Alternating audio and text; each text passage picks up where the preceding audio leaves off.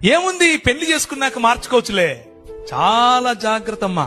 కనీసం వారానికి ఒకరు నాకు ఫోన్ చేస్తారు, అన్నా ఇలా వివాహం జరిగిపోయింది, మావాడు ఇంకా రక్షణలో లేడు, చాలా బాధపడుతున్నాం. ముఖ్యంగా సహోదరులకు చెప్తున్నా, take a stand my sister. అవతలి వ్యక్తి యేసు ప్రభువును నమ్మి రక్షింపబడినటువంటి విశ్వాసి అయితే తప్ప మీ జీవితాల్లో వారిని అనుమతించకండి.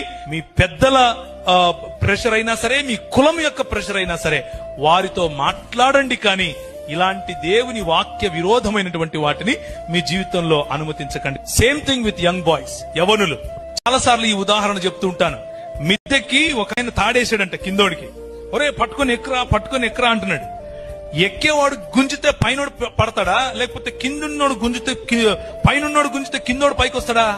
ఆత్మీయతలో కూడా అంతే. నీ స్థాయి ఏంటి? ఇశ్రాయేలు, నీ భాగ్యం ఎంత గొప్పది. యెహోవా రక్షించిన నీ